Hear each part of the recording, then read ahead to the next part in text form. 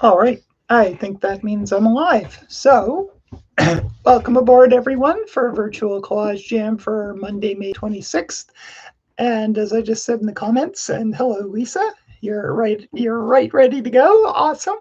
Um, if you're here, wow, you must be hardcore because wow, it's beautiful out there, and I certainly wouldn't blame you for being out there instead of in here collaging, but um, it is a good day, good topic for the day, right? Because of the time of year. So awesome. Hey, Margaret, how are you? Yeah, isn't it gorgeous out there? Wow.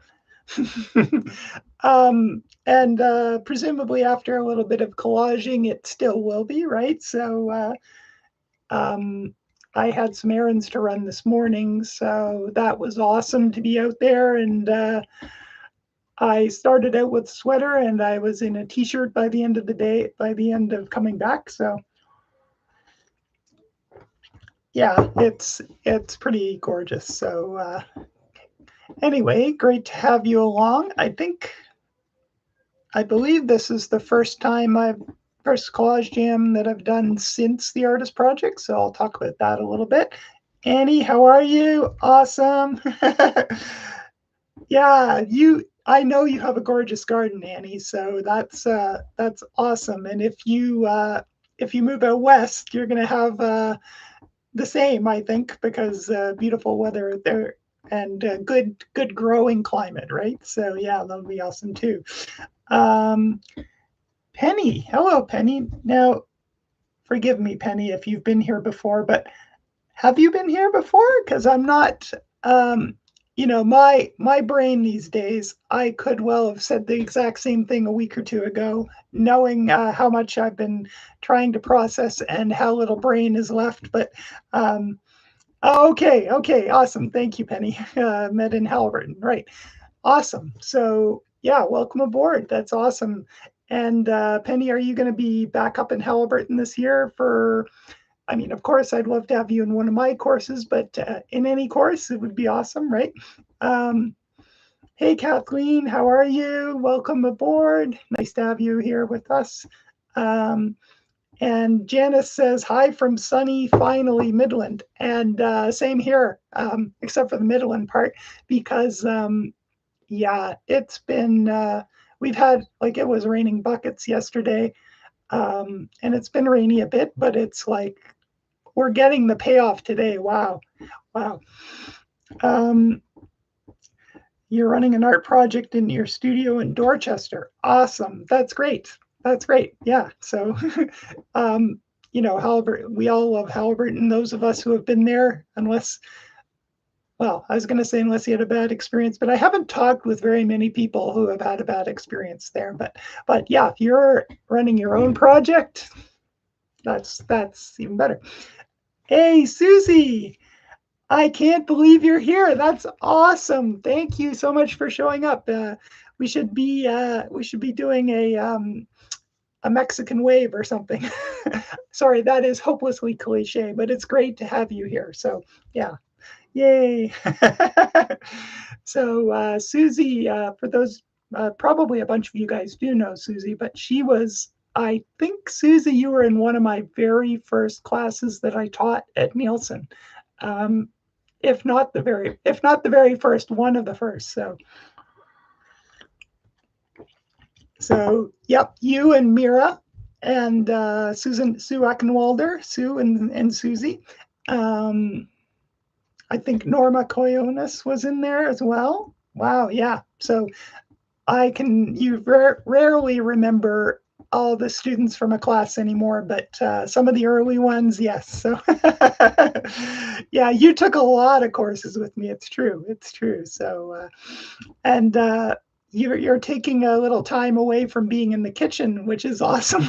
Do you still cook up art, or are you just like chefing it up all the time now? Um, oh, likewise, Susie. Yeah, absolutely. Um, no, it's great having a blast from the past here, and yeah, welcome aboard. It's really fun to have a day where you could or just a little chunk of time to actually do some. I mean, you don't have to collage, right? You can do something else while we're doing it, but if you do use it as an opportunity to do something creative, it's a little time to have a little community, a little chat, and just be artistic together without having to leave home, right? Which is awesome. Sometimes traffic is brutal. So, yeah. Hey, Rebecca. All right, everybody give Rebecca a huge a huge round of applause because she solved a problem I was having with my website where none of my products were were for sale, even though they were. And I said, "Help, Rebecca! I need help." And Rebecca, she made it work. So thank you, Rebecca. That's awesome. I'm so grateful. uh, Oh, good. Susie, you're painting and cooking. So that's perfect, right? I mean, each one fuels the other, So yeah, I mean, there are, I'm old enough now that it's a case of how much time do I have left? But there are so many creative avenues that if I were 25 again, boy, I'd be like, forget this making a living shit. I'd be making a million different kinds of creative stuff. And I know that wouldn't be the case because, of course, one has to make a living. But looking back, like I had a creative life. I was a graphic designer, but I seem to recall a lot of stress and a lot of tension, and not as much creativity as now. So I'm reaping the rewards, and I hope you guys feel the same way, that you're at a good point in your life to do creative stuff. Um, so Lisa says, I was in the Square Foot show this weekend. My first show, one of the pieces I showed was a collage piece. Congrats, Lisa. That is awesome, right? For quite a long time, like I started teaching collage. I mean, collage has been going on for ages, right? But I started teaching it around 2010, I guess, my first collage courses. And when I would teach it at a community center, like at Nielsen, lots of people got it. But there are other places where I do a workshop or whatever with a community art group, and a bunch of people had never done it, and they were like, "But that's not art, right?" They were like, "If it's not drawing and painting, then it's not art." Like they sort of lumped it in with photography. It's kind of art adjacent, and it's like, well, all of those things can be art forms, right? So, but yeah, it's a really strong form now, and I think if you look, I mean, art grows in so many interesting ways, right? Um, it we have like at the bleeding edge, we have some artists playing with high tech stuff and AI and exploring that, and then you have video and collage, and collage is a little lower tech than those things. Not that it can't be. You can definitely do digital collage, and as I know some of you guys do, but yeah, I kind of feel like it's a medium for our time. Um, at least somewhat, right? Because there are so many images out there, and we've never had a greater wealth of visual information. And when it's all around us, why not remix it into something else, right? So yeah, so getting off on a little tangent there. But yeah, again, Lisa, congratulations. That's awesome. Um, where is the Square Foot show? Is that there's a gallery downtown that used to run it, but I think lots of places have done it. So yeah, let us know in the comments where it was, because I don't think it used to only be one place, but I think it's such a great idea. Um, yeah, exactly. Lisa says music has been remixing. Exactly. Like I think collage is it's very akin to sampled music, right? Um, it has some of the great stuff that collage does, sampled music, and it has some of the same issues, right? Like, what are your sources? Have you made it into something that's more about what you're doing it than what it's taken from? How much before it's a real copyright issue, right? So it's got all these interesting overlaps. And One of my students from Halliburton, Rebecca Reynolds, she sent me an Instagram of a poet um, who did an Instagram post that was she recited it, but it was like taking clips of advertising and repeating them and varying them, and it was really great because it started out um, just being sort of the advertising copy and the sort of like stuff about like, and also some like tabloid headlines. And then by the time it was done, it had become a comment on like on society and the problems in society just by using the same words. And it was like, it was so good. And she said, I think that this is like verbal collage. And it so was, because they weren't words she wrote, but what she did with them changed the meaning. So it's kind of like, it's like blackout poetry too, in a way, but it's so like, I shiver. I love that stuff. So yeah. Um, so Lisa says it was at the Open Doors Toronto this weekend. Yay, awesome. Midtown Toronto, perfect. Were there a lot of people there? I would imagine, because it was open doors and because usually with those square foot shows, lots of people contribute, right? So um, even if you just have artists and the artist families going to see it, you have a huge crowd. So yeah, that's another thing I love about those square foot shows. All right, I should get this party started, but I wanted to say just a couple of things before I do. Artist Project, thank you so much to everyone. I know some of you guys were there. I really appreciated having the support. Um, I did not have as great a year as last year, but that is like last year it was off the charts. So this year I did fine. I sold a couple of big pieces, which covered my booth cost. It didn't cover all my other stuff, but I have framed work, and that's good because, if it's not sold, I have it for other opportunities. And in fact, I have another opportunity coming up very soon, which, if you're on my email list, you'll be hearing about soon enough. But I'll tell you now that I have a solo show at Station Gallery, opening on Saturday, June 14th from 1 to 4 is the opening. And when I switch to the overhead camera in a minute, I'm going to give you a little sneak peek of the exhibition, because I'm going to show you some of the diagrams, the wall plans that I've done up for the exhibition. So you'll get a glimpse of what it's going to look like. So, which I thought would be kind of fun.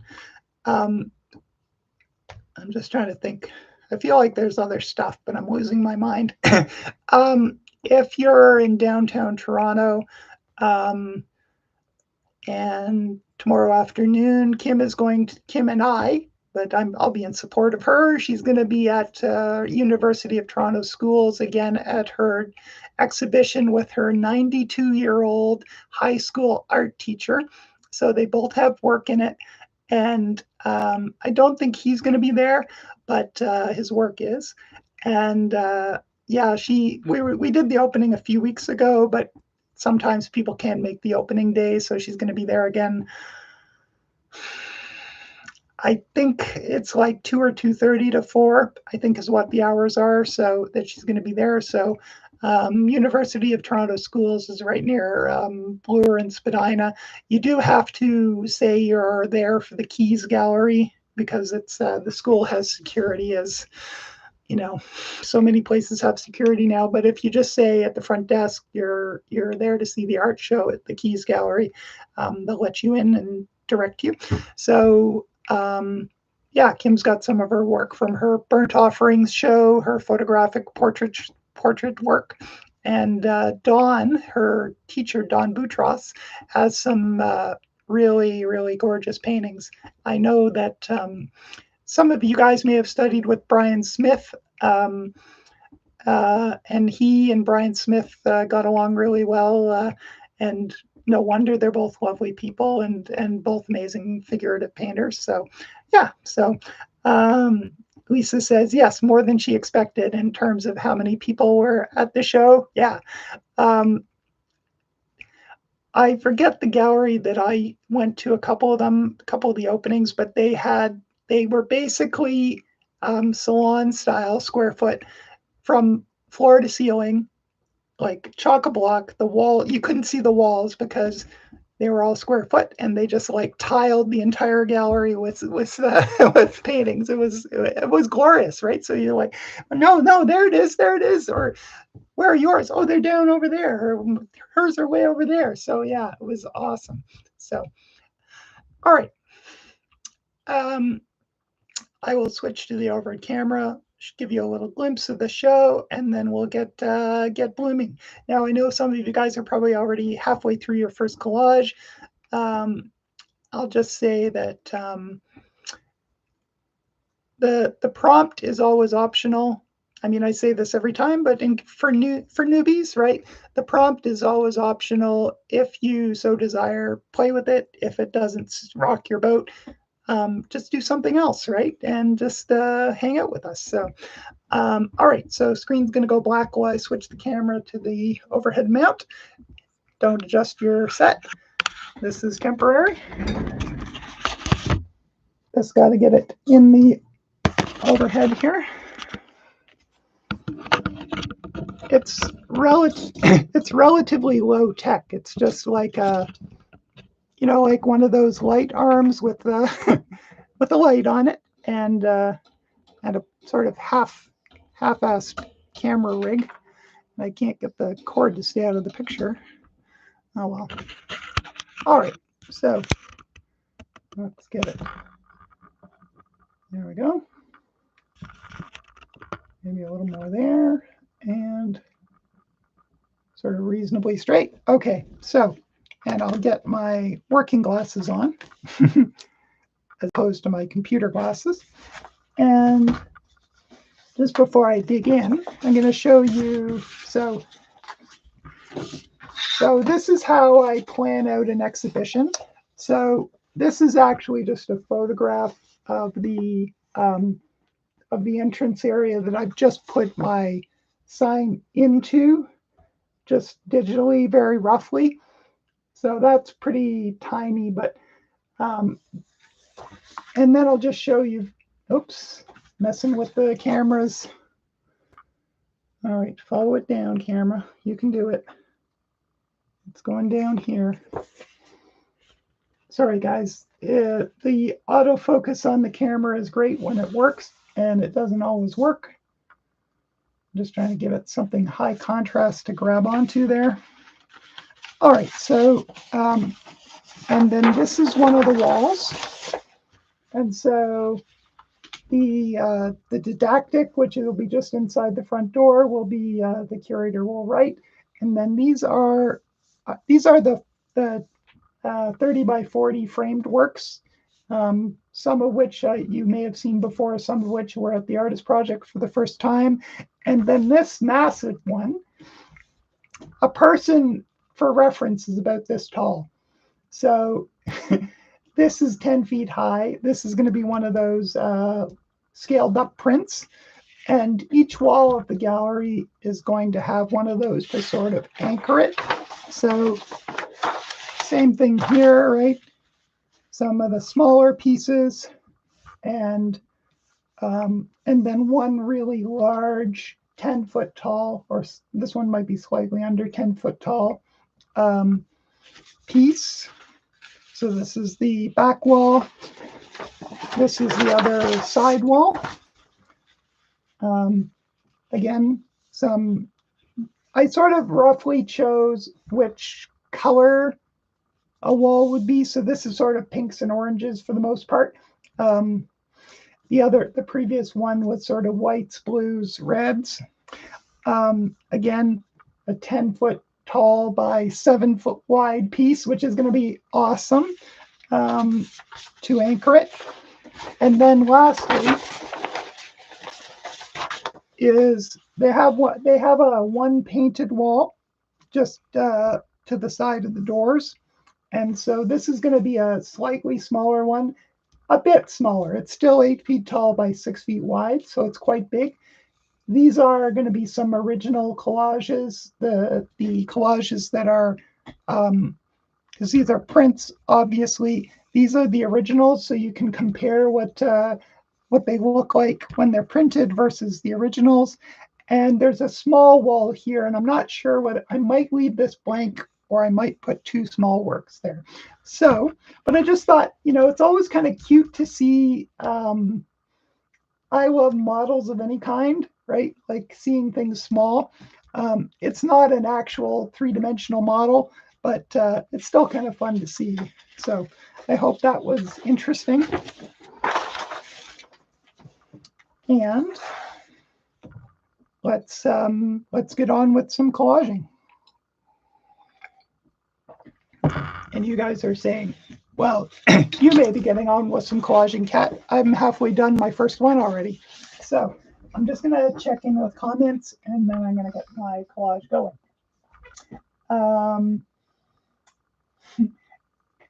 Lisa says, very exciting. Thank you. Oh, that was something else. That was the show. Yes. And thank you, Annie. I'm glad you like the look of it. So, all right. So In Bloom is our theme because it's that time of year, right? And I had the idea that that what I was going to do is sort of a simplified graphic approach, as if I'm looking straight down on, those flats of flowers you get at garden centers. And so I looked up some reference, and it wasn't the way I imagined it. It never is, right? I had one thing in my mind, and then I had, then it looked different when I looked at the images. Now, they didn't have any, I couldn't find, doing a quick Google search, right? I couldn't find any that were looking straight down. And also, I'm envisioning seeing more of the structure underneath it, but of course, usually the containers are very small, and then the leaves and flowers get quite large, so you wouldn't see much looking down.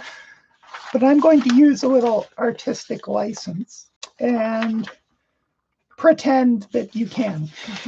So in other words, I'm going to make like I don't know, maybe a grid of like 6 sort of rounded corner rectangles, and then put like aerial views of flowers on each one, really simplified, hopefully funky and fun, and not too, I'm going to try hard not to be too anal retentive in terms of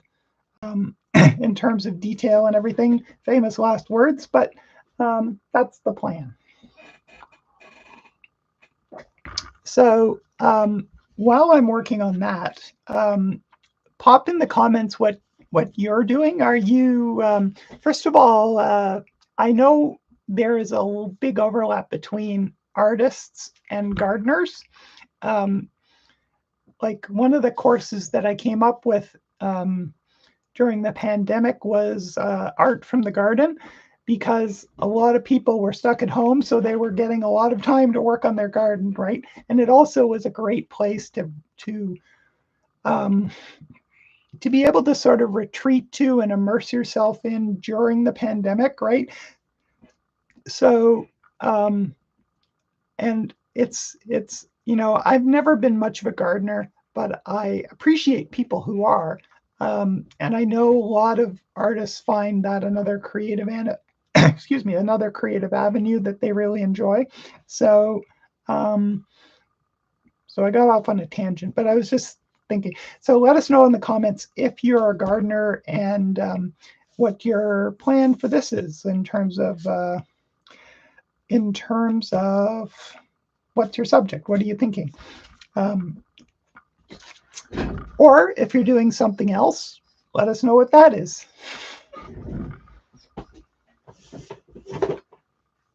And I'm going to move my drinks out of the way so I don't spill them. I'm going to get out my green drawer and my neutrals drawer because I am envisioning making some sort of a loosey-goosey geometric grid of shapes like I'm looking down, and then I will populate it with flower shapes. Well, leaf shapes first and flower shapes next. So I just want to think about whether I'm going to use black or gray or various things like that. So I'm going to pull out some options.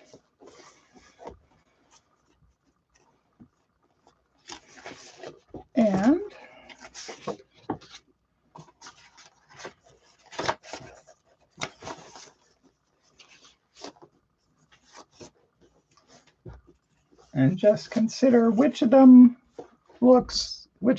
is going to be good.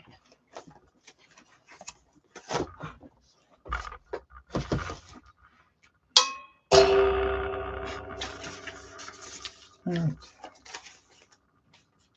I want black though.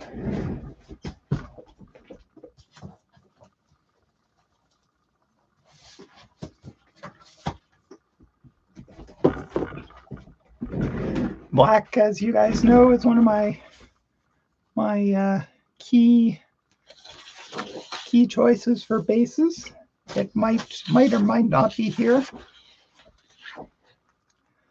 but you know, what'd be cool is if you well, I'm going to take some liberties, but if you I could imagine like putting down a green of some kind that's sort of like the lawn, and then putting the sort of rounded square little individuals in a grid, but like they're sitting on the lawn, not ready to be planted. And then I could use something like this for some of the dirt in them, or maybe a combination of a few different things in that, and then start putting the leaf shapes and flower shapes in. So, yeah, that is about as far as I thought it through. So I'm just going to gather some greens, gather some. I've already got some grays and neutrals, and I'll get my orange drawer, which is good for browns as well, out for dirt, soil. Sorry. You can tell I'm an avid gardener, can't you? For the dirt.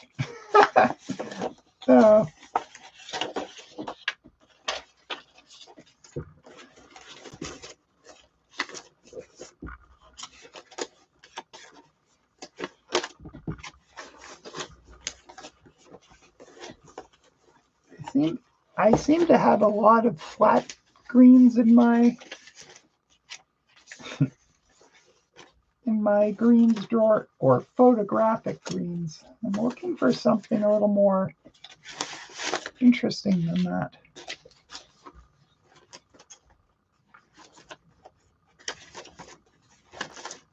This is kind of a nice muted green. I like that.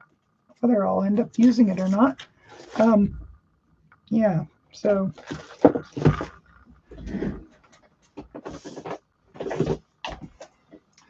I'll get out my my soil drawer, which has it has all kinds of things in it, so not all of them will be appropriate. So I'm going to start a little pile of things that might work.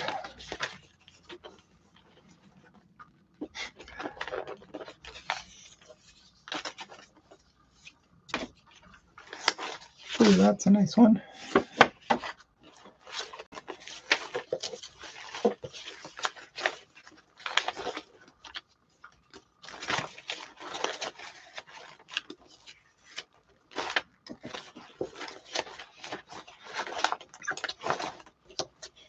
I mean, I know that usually like good earth, good topsoil or earth is usually more black than anything, but if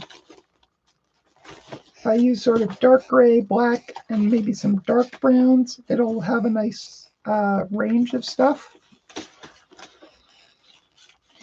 hopefully. And something else I'll have to watch out for is, because this happens to me a lot, is I start, I envision something relatively simple, and then I start embellishing each of the simple layers, and then I never get to to finish. So, and not that that's the goal, but sometimes it's nice. So I think since my green leaves will be brighter green than this, maybe this is a good base, and then I'll make my little pots out of black to stand out of it. But then if I have like green leaves sort of sticking out of that onto that, you know, maybe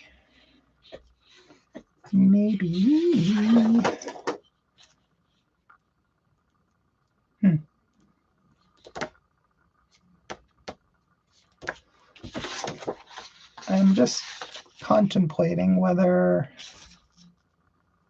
a black background and the black soil might be good, in which case I could use this for the little individual square things. Pots. Is that what you call them? They seem too small for pots, but I'm sure there's a proper term for it. And not being a gardener, I don't know what it is. All right, I'm going to check in with comments and then get cutting out.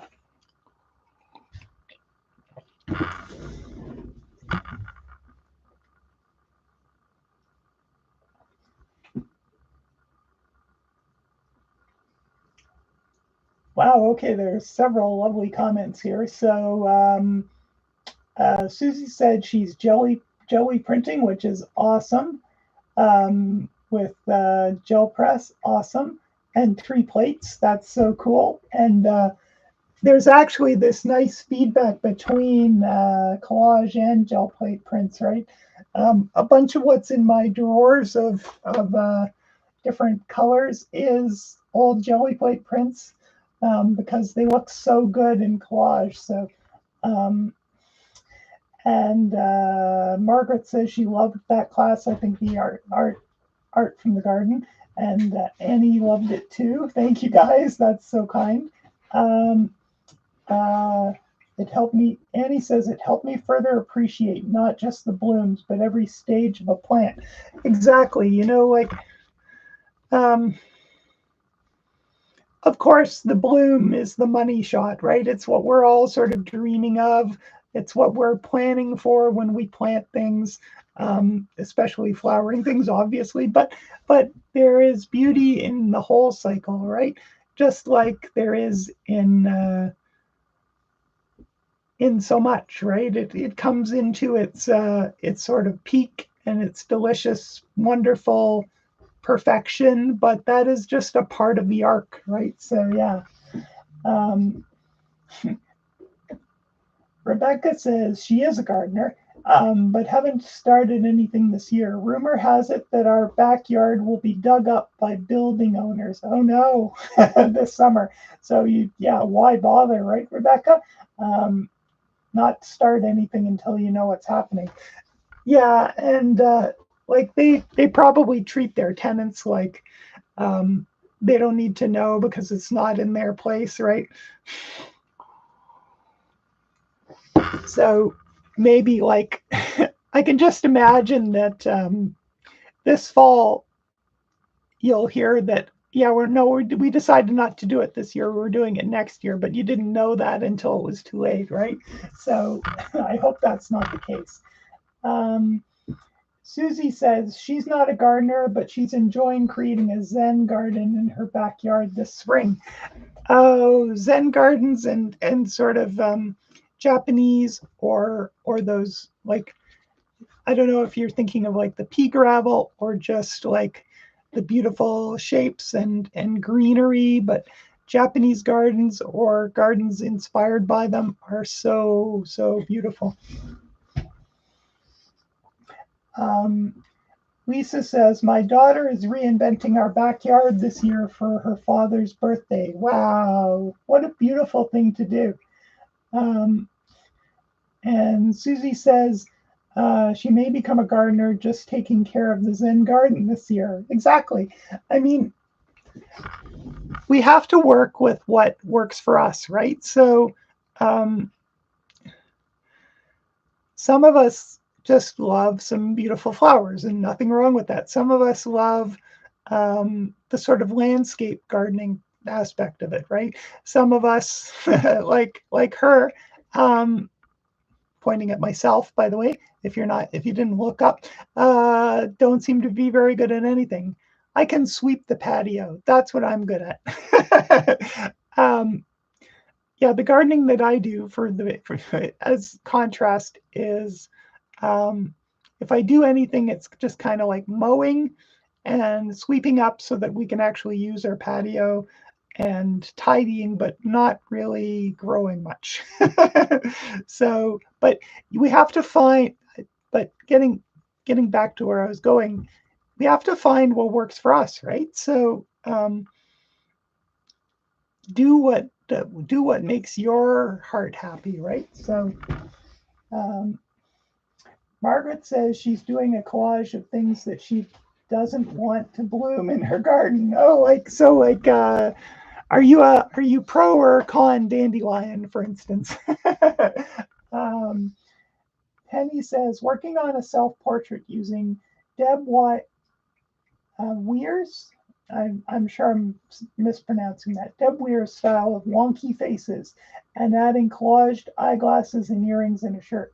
That sounds awesome. And Rebecca says exactly. So frustrating about building owners. Yeah, they. I mean, there are lots of great things about being a tenant too, Rebecca. um, in other words, not being on the hook for everything, not having to wait for yourself to do everything that needs to get doing, not having to foot the bill for everything that needs doing. But I also remember about being a tenant, feeling like my hands were tied about things I really wanted to change and couldn't, or it didn't make sense to change. So pros and cons, but yeah.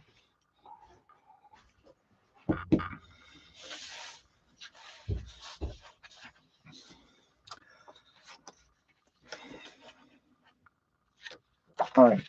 I am thinking, oh, you know what? I just had an idea. Sometimes, I know I sound like a broken record sometimes because I repeat myself on about some things, but so heads up, I'm going to do that again. Um, like I sort of knew what I was going to do here next, more or less, which was to cut out the shapes of the little pots.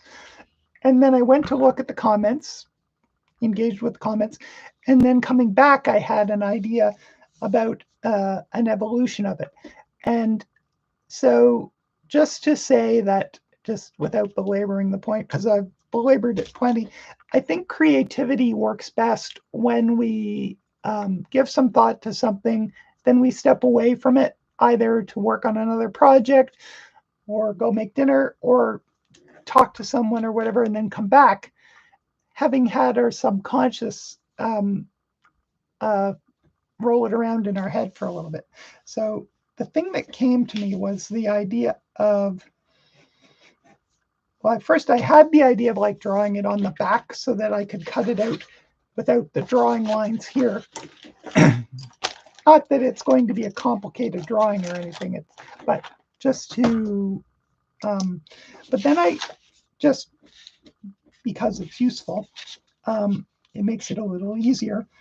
But the thought that came to me was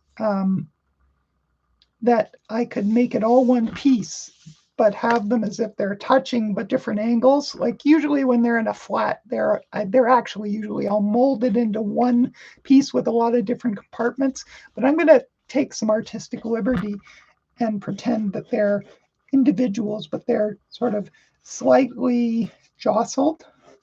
So, and I just love the fact that this idea of drawing on the back, because it means I don't have to nail it right away. I can sort of hone in on it a little bit. So the idea is that they're going to be slightly angled differently than each other, but touching, so that I can cut them all out at once. And also, I'll just make it the rims so that the black can show through as the dirt as well as the surround. So then the last question will be, am I going to add a little dimension to it, like we're looking not straight down, but just at a bit of an angle? I think that probably makes sense to do that. So I probably will. All right. What I should have done, always what I should have done is, if I had been smart, I would have just sketched them out very loosely like this first. And I still am going to, so that I get the kind of wonky angles and position that I want. Figure that out.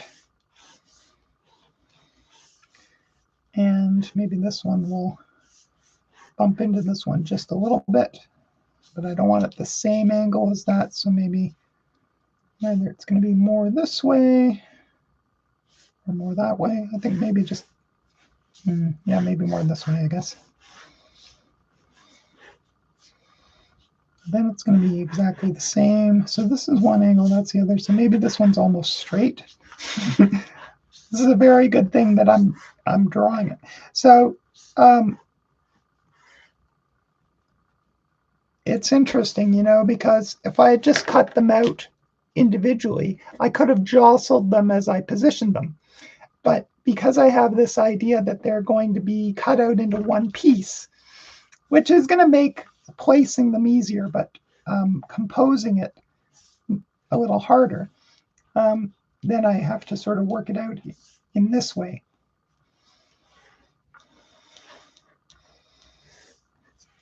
All right. I suppose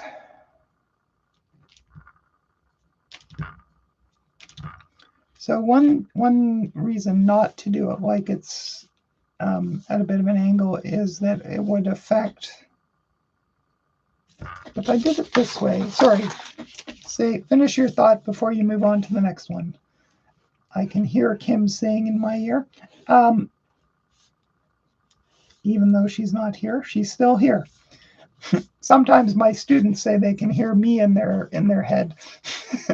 I'm sorry. So what I was thinking is, if I, for instance, draw a bit of depth to it here, it would be here too. So it would be cutting away these negatives. It would remove some of the negatives that I like having there.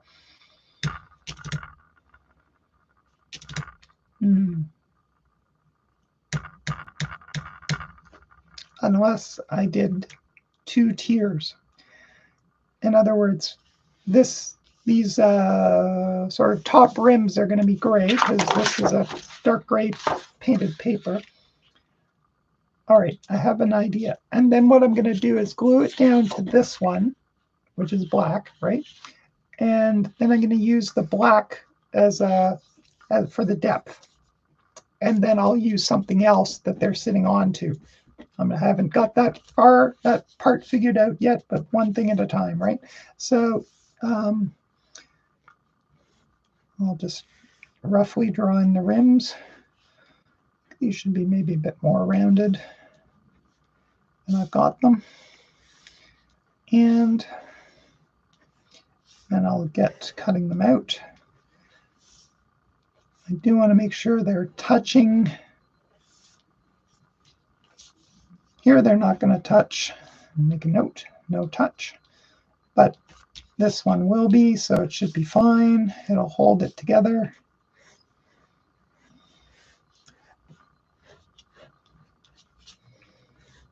And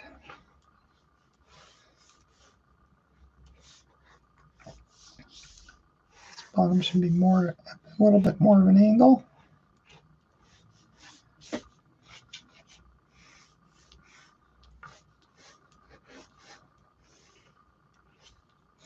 It's funny, because most of the time I don't draw when I collage.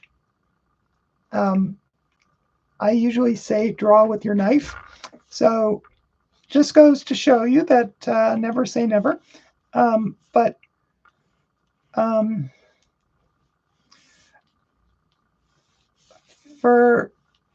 it's so interesting that I feel like I am. Lots of people find drawing as sort of like it feels more comfortable to them because they do it a fair bit, and then so that it helps them if they can draw something out before they cut it out. And I'm kind of the opposite. Like I feel like, oh man, my drawing is so wonky and scratchy, and that's just the way I draw, right? And I don't draw nearly as much as a lot of artists. And so this feels awkward, and now that I've got the knife in my hand, I'm I'm happier, which is pretty funny, but I'm still going to benefit from it. So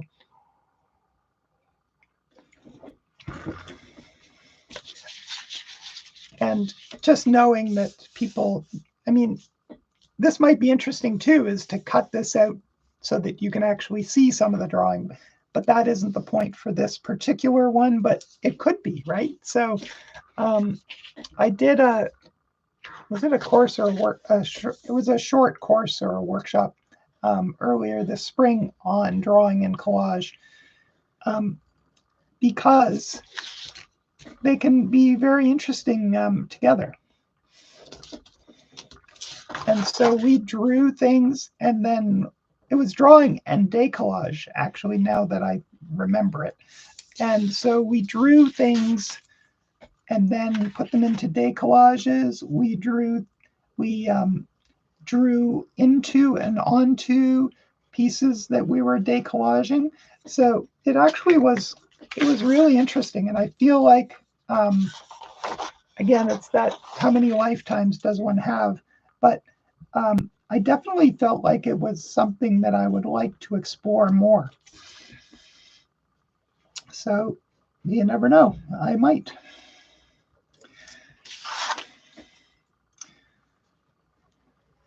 I know that some people sort of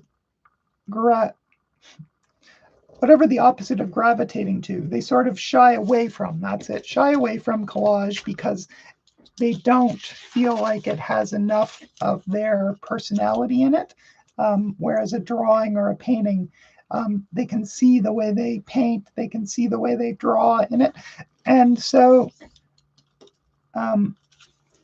who's to say you can't do some of each, right? Do some collages that incorporate other media. So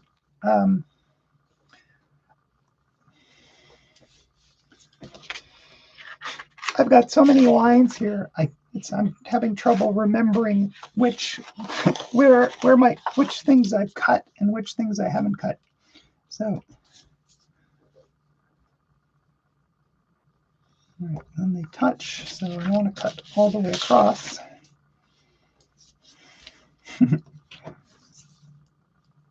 All right. I'm not sure that this is helping me or hindering, whether it's helping me or hindering me at this point.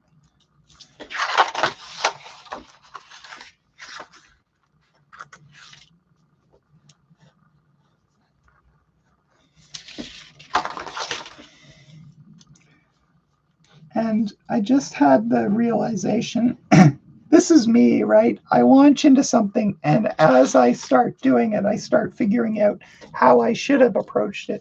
But that is just the way it is. So what I'm realizing is that I'm going to cut out the entire, here I cut the inside out, but now I'm going to just go around the perimeter and the negatives without cutting the insides out yet. And then I'll be able to see the outside edge more and be able to gauge where the inside ones should be. So, so yeah, by the time I'm done this, I'll have figured out a better way of doing it. But that's just life, isn't it? Right? You launch in and then you realize, oh, okay, wait a minute. There's a better way to do this. And then you decide, like, okay, should I go back to the beginning, or should I just like take that on board for next time, right?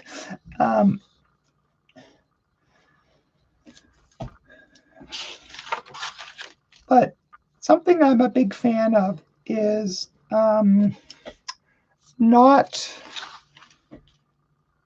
figuring out when you can defer judgments, or when you can defer decisions. Actually, decisions is the word I wanted. Or ways in which you can break it down into, okay, I'm just going to deal with one step first, and then I'll figure out the next step later. So this was a classic case of that. And so I'm just going to cut out these shapes. Then I'm just going to cut out their interior shapes. And then I'm going to lay it on the black, and I'll decide at that point what the next step is.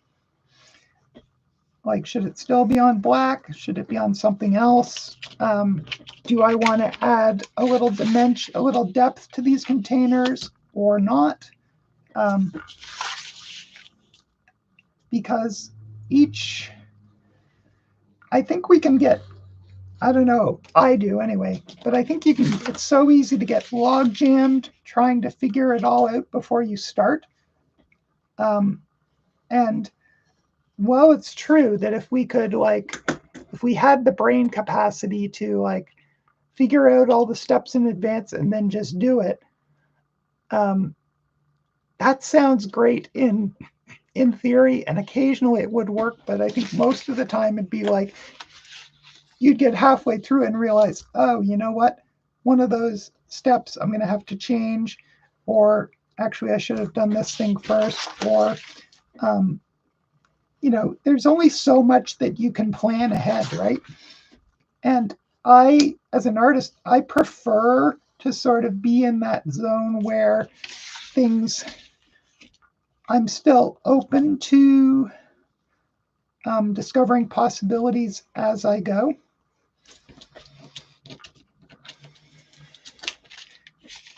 That's kind of where I like to be.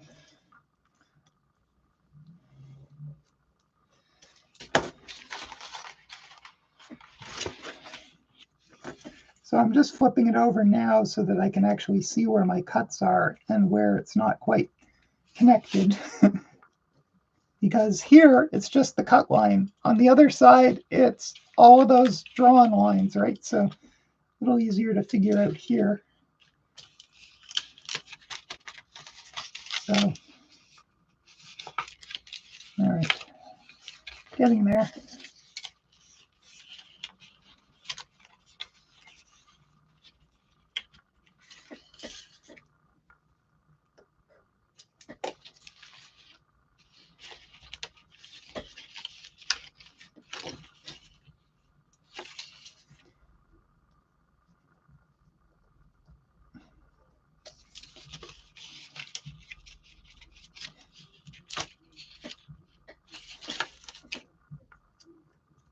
Even when you're careful, it's always amazing how many places you didn't quite connect your cuts, and how much of that sort of patching up you have to do.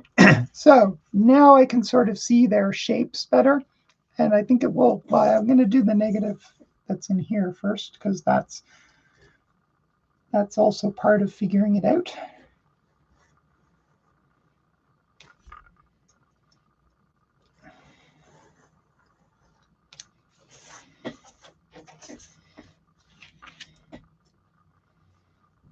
And I'll check in with comments again in a minute or two. Just been preoccupied with my figuring this out.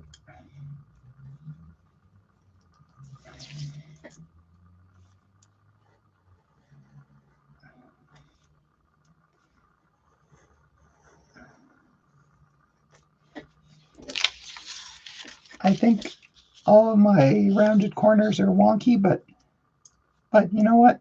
That makes it a little more human, I think.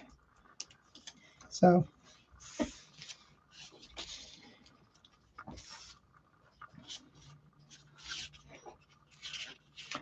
all right, now I'll cut out the insides.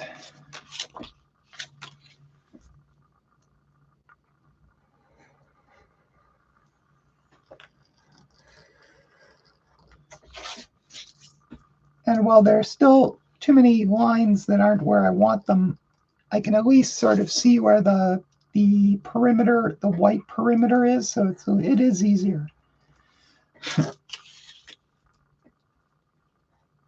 It is easier to figure out, so. All right, so what I'm going to do is finish cutting these out, and then I'll check in with you guys and see what you're commenting on, what you're noticing, how your pieces are going.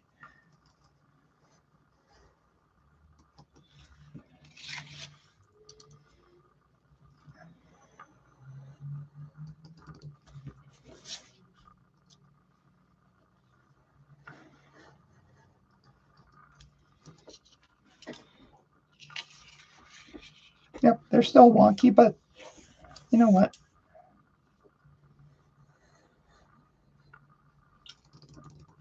It's a handmade object, right?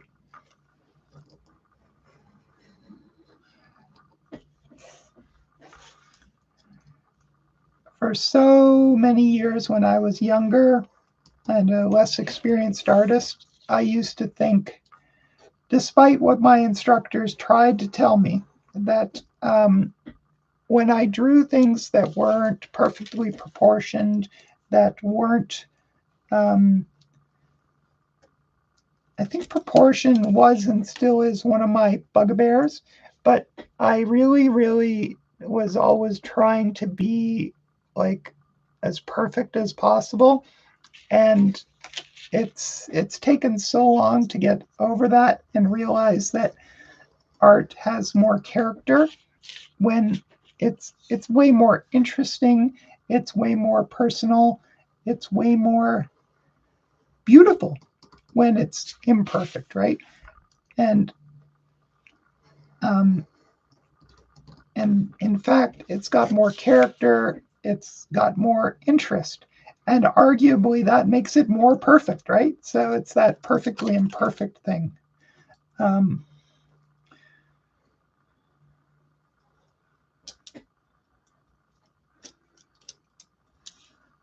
But yeah, there was just no convincing me of that when I was younger, because I was so anxious, and I was so quick to judge my own work, and to I think it's a rare young person who doesn't have that, because it's an age when you're trying to prove yourself, right?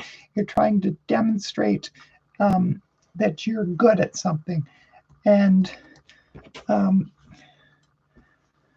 it means so much to you, right? So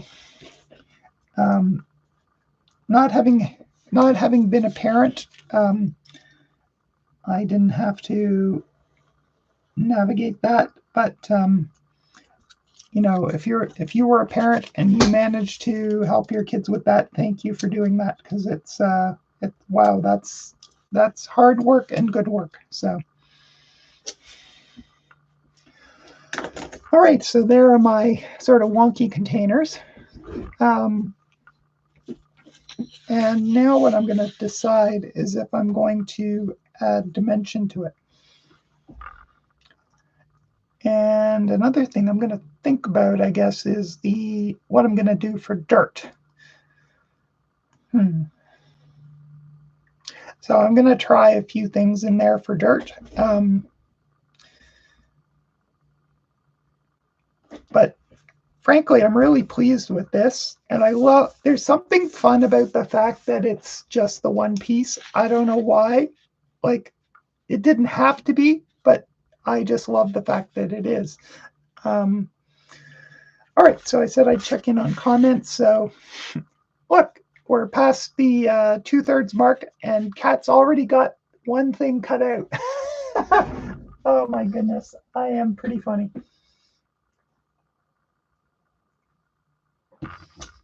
All right.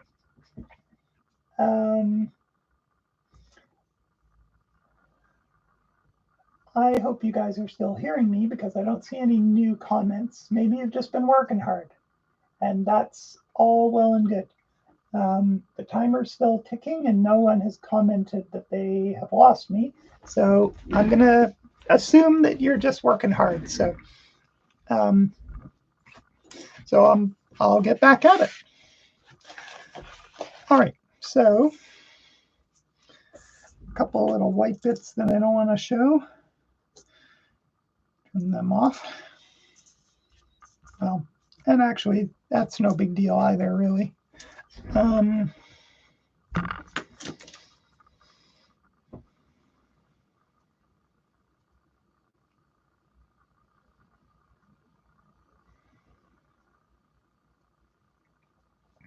So I am kind of thinking that adding the dimension would be more interesting than not. So I think I'm going to do it.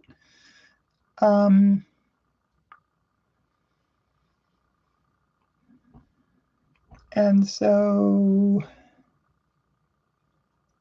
what I would do normally for that is I would glue this down first and then cut it based on that. And that is what I'm going to do.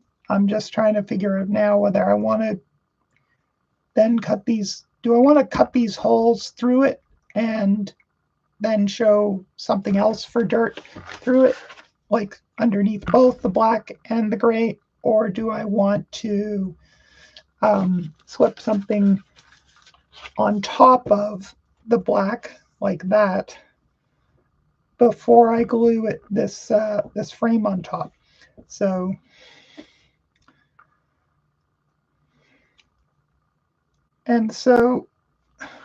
there are pros and cons, right? If I want some black to show up in this, okay. So sorry, I'm thinking, and so you're hearing the stuttering of my brain. Okay, so here's what I'm gonna do and why. Okay, so I could decide to glue some of my like dirt-like things onto here first and then paste this on top. But the trick is some things would be sticking out where I didn't want them unless I was very careful. So what I'm going to do to make my life easier is I'm going to glue this down, and then I'm going to cut the shapes to create the little bit of depth. And then what I'm going to do is cut out, maybe with a little bit of a shadow, these gaps for the dirt, and then slip whatever I do for the dirt underneath so that it matches the edges really nicely without having to cut it. So collage is a lot about figuring out what allows you to save effort and makes life easier and still get the effect you want, right? So I want some dirt-like things, and I'll just use this as an example, right? To be sort of in there, probably that part's better, right? And not out there. So I could cut it carefully to match in there, or I could cut it relatively carefully and then lay this over top where I want it. Or I could cut a hole and just slip it underneath, and then I can even move it around to get it in the right position and then glue it to the back. So I think that gives me the most flexibility. So that's the way I'm going to work. I like deferring judgments. I like to give things that or decisions, I like to give myself as many options for as long as possible. So what can I do that keeps my options open the longest? Because then I can like, okay, I'm just going to deal with the shape of these guys first, and then I'll deal with how I do the dirt and how I position it, right? So one thing at a time. Okay, so simple. Next is glue.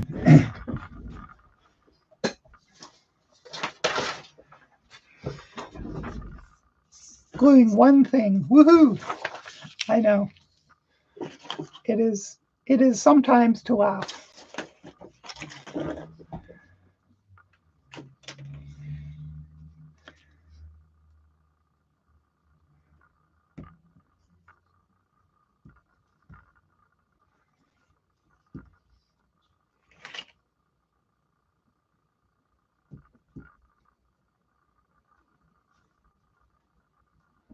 Feels like the glue in this glue stick is nice and fresh. It's not grabbing, it's gliding on nicely. I think sometimes if they're not perfectly sealed, they can be a little harder to work with, but this one's nice and fresh. Yay.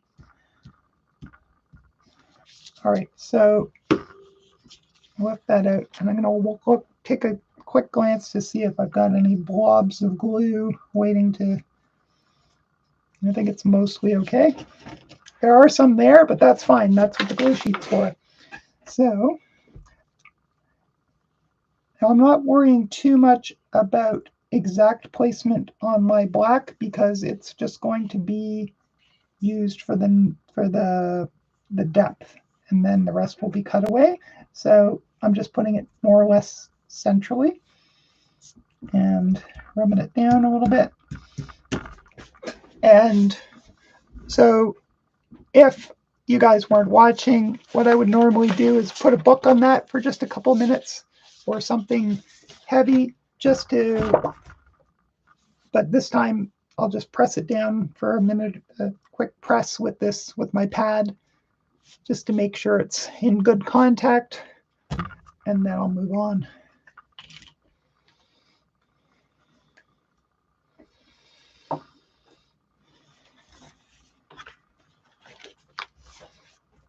All right, so one thought has occurred to me in articulating that. And that is that I'm going to pause just a minute before I cut the depth because I don't want this squidging around as I make the cuts around it. So it's just going to sit there while I do something else. And so I have to figure out what that is. I've already sort of collected maybe I'll collect a few more things that might be used for dirt. I don't think I have a ton of them here. So I could do that. I could also start collecting greens for my leaves. So I could do that as well. And really that's, because it's glue stick, it's going to dry relatively quickly. So even just a couple of minutes spent on something else will suffice. So that will go aside just for a couple minutes. I'll pull out some of the greens that I think would be interesting to work with for leaves. Painted green, a flat green. These greens are in the wrong drawer. That's classic. A nice chartreuse green is always good. That's one of the things I love about this season right now that we're in, is how much of that beautiful chartreuse green you get. Oh, look at this. This is like a painted paper that I did years ago. It's not showing very well on the color-wise on the camera, but it's a really nice chartreuse, but it's been painted over a dark magazine page. So you've got some things showing through, and it's got the brush marks show through. So that's a nice tasty little piece to use.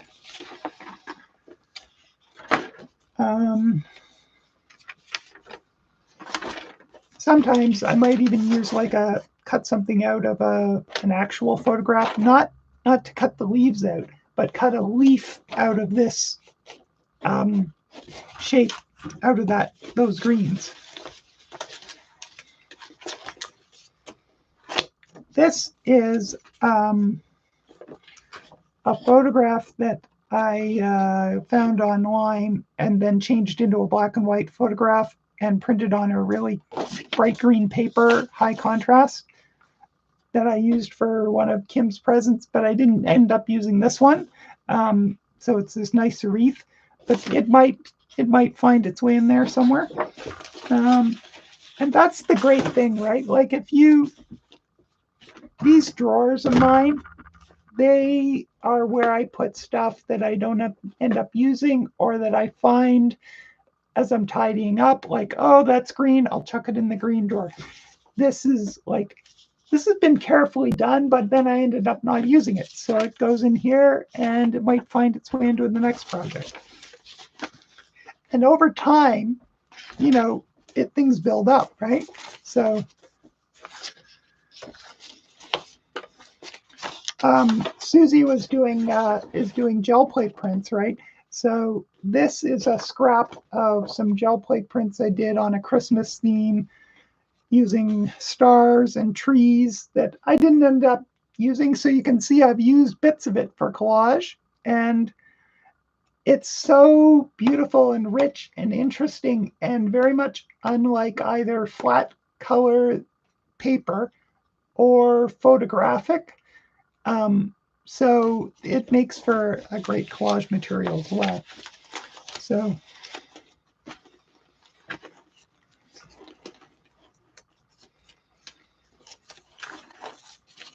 yeah, I've got so many interesting things in here.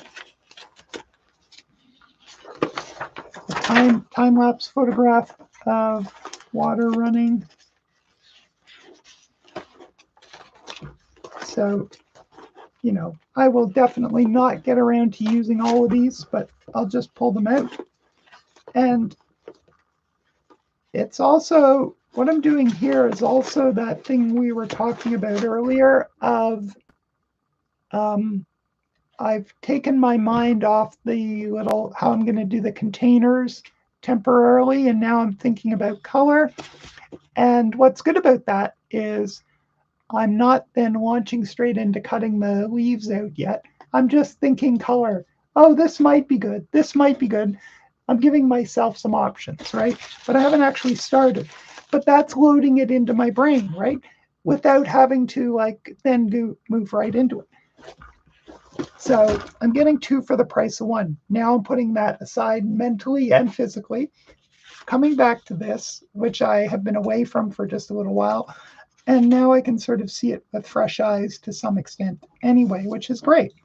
So, and it's dry, right? So the reason, quote unquote, that I put it aside was to let the glue dry.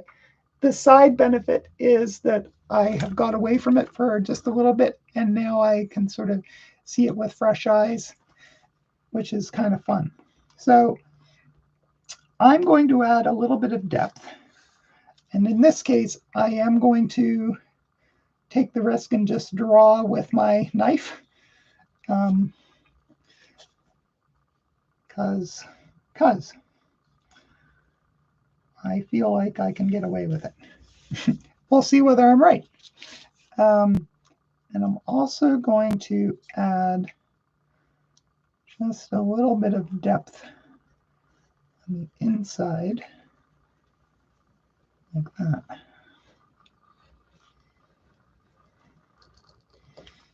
I think will make it feel more dimensional. It would help if I made oh well, it's going to be a little wonky. All right, so this one's this way. I'll draw a parallel line. Then these slightly tapering down from the sides and the rounded corner.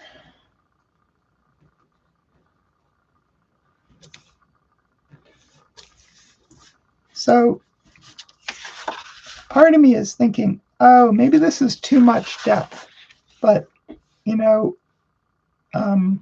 and you'll see, we can see in a few minutes or not whether it is or not, but if it's too much depth, if I want to show a little less, I can trim it off. But if I made it too little right away, then I have nothing to trim down to. So I think better a bit too much than not quite enough. So, all right, so that's kind of like from there. So this one will be more like this.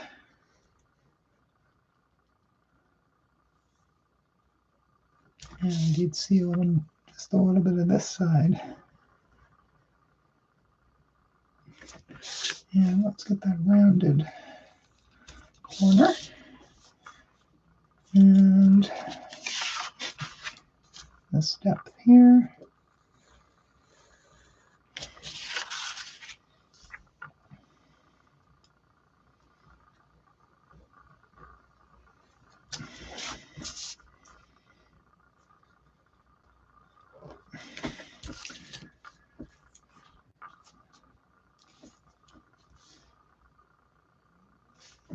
Very similar to the other one.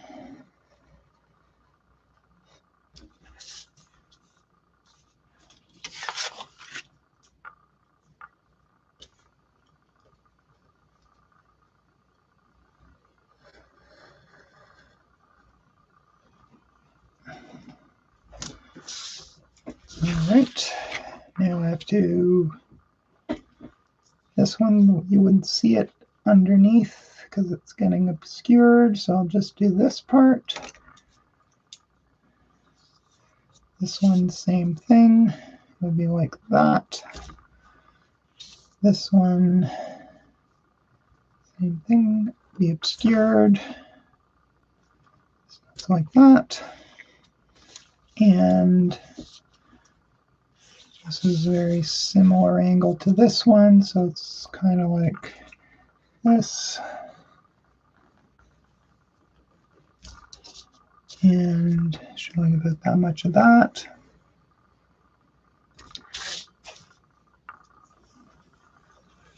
And that's going to be like that one, so a little bit showing on that edge.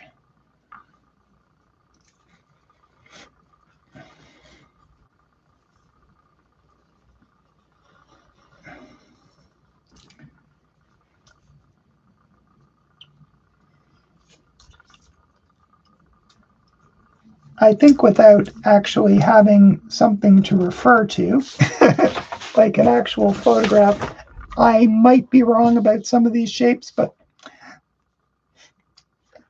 I'll take that chance. So this one's very much like that, so I'll treat it in the same way, be just a little more on the side.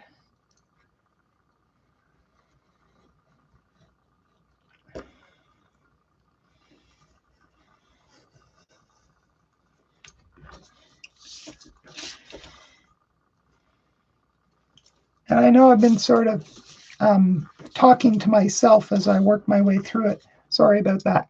I think it will become clear what I was talking about, but I think if I had tried to talk you guys through it, I would have messed myself up more than not. So I apologize. Just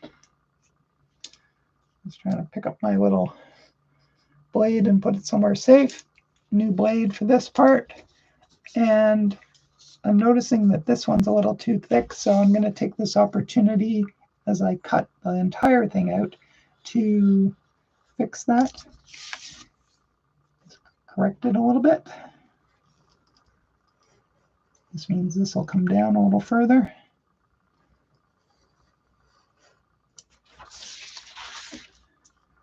And I need to go all the way around everything. So that'll take a few minutes.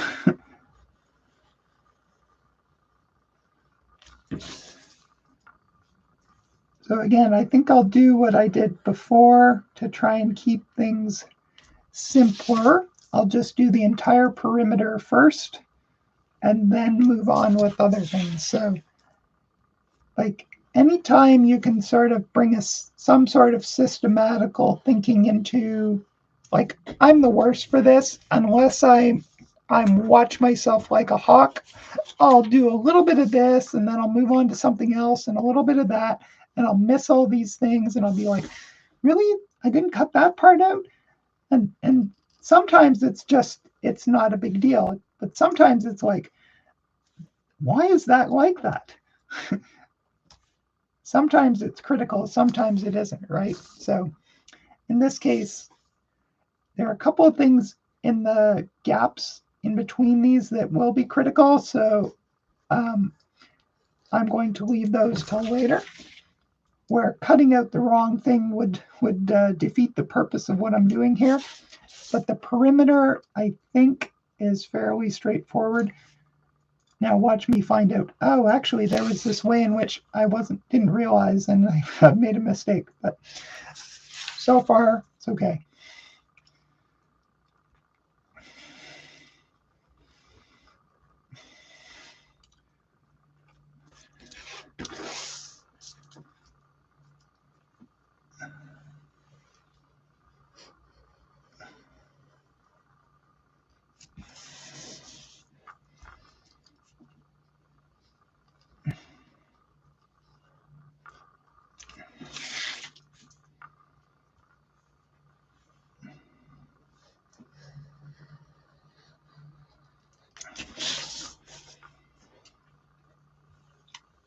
So, I don't know. It seemed pretty classic cat, doesn't it? That we're getting close to the end and the topic is in bloom and I haven't got to the flowers yet.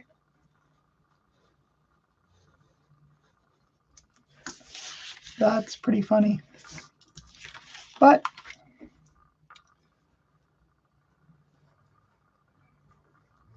I know it's because there's still seeds under the they haven't germinated yet. That's it. All right. Let's find out where I haven't cut that I need to. All right. Obviously didn't quite finish that cut.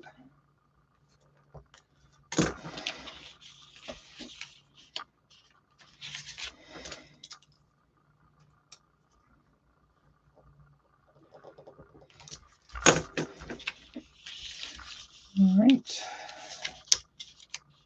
That's more or less there. Didn't quite finish into the corner.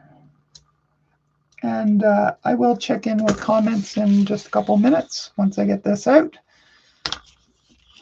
And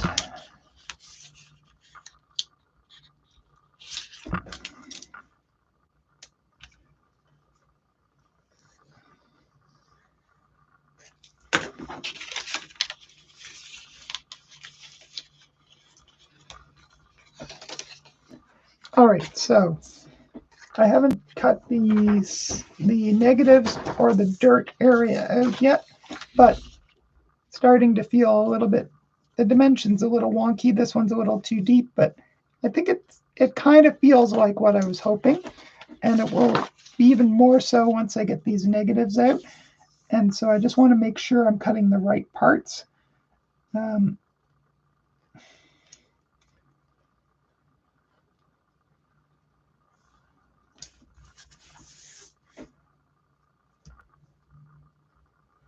Because that's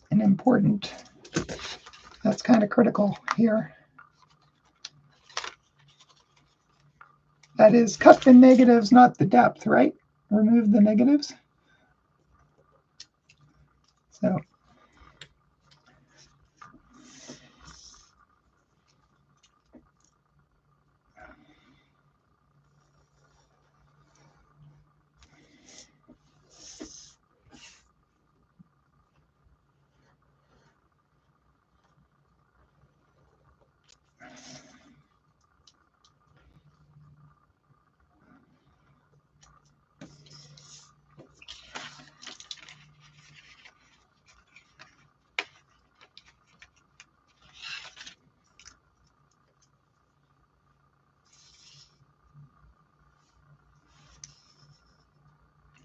I'm just trying to decide. I know I made a couple of miscuts, and so I'm trying to decide, was that a corrective cut or was that a miscut? So I think it was a miscut, so I want to still keep it. So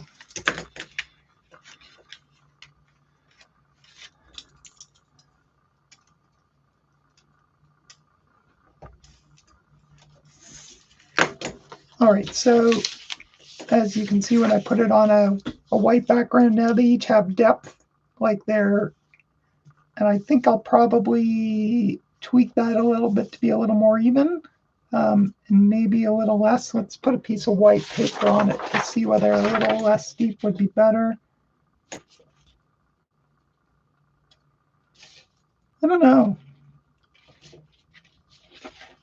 I don't think I need to, this one I need to trim a little bit because these are sort of more or less equal. This one's just a bit too deep, although I like the way it looks, but I can't make these deeper.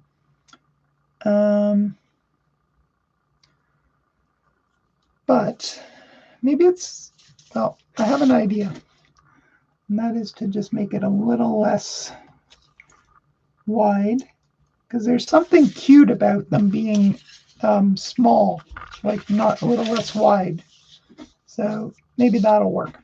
All right, so now last thing before I read some comments is I'm just going to finish the inside cuts. And so the next step after this will be to fill them with dirt, collage wise, and then put some plants into them. Plants and then finally flowers. I need longer collage jams or 2-part collage jams or something.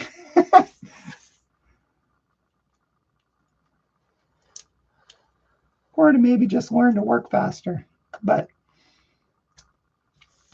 I've been going very quickly on my exhibition prep since I've had to, because finished the artist project and then madly into preparing the station gallery exhibition. So it's actually kind of a joy to A, be able to work a little more slowly, and B, just to actually be working on the creative part of it again, rather than the all the minutiae, well, all the details of putting on an exhibition that aren't, like, the work is made, right? So it's just a case of how to best present it. But ask any artist, the making of the work is where the real joy is, right? So it's nice to have a nice to have a session where I could actually get back to making. So thank you for that.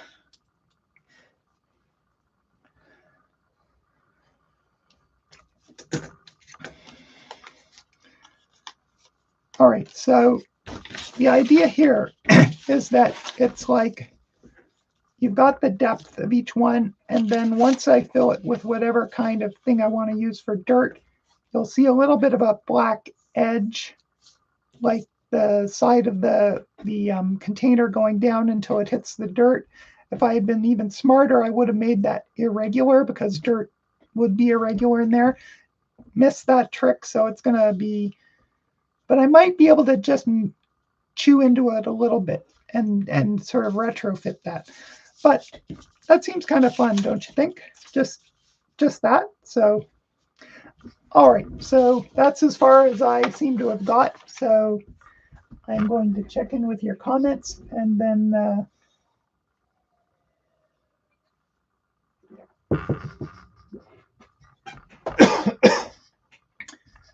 I thought I was going to check in with your comments if I don't choke from drinking water. Apparently that's something I'm not good at.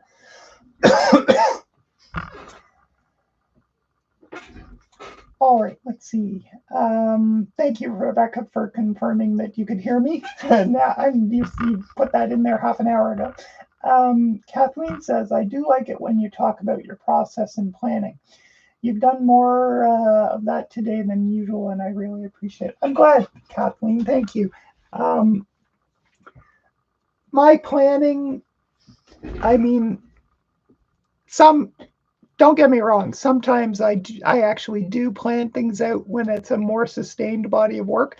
But for something like this, I really enjoy just winging it. But even then, when I wing it, I have to, like, as soon as I sort of come across the idea of what I want and it starts to gel even a little bit, I by nature will then sort of troubleshoot a little bit of like how to do that, right? So yes. Yep, so Penny's probably gone already. She said, sorry, I gotta run. My tractor tire just got repaired and I've got to go pick it up. Thanks, Kat. That's awesome. I love it. If you're still here, Penny, you probably aren't, but thanks for joining us. Awesome. And Annie says, you can just swap out all sorts of flowers. Always fun to join in. Thanks, Kat. You're very welcome, Annie.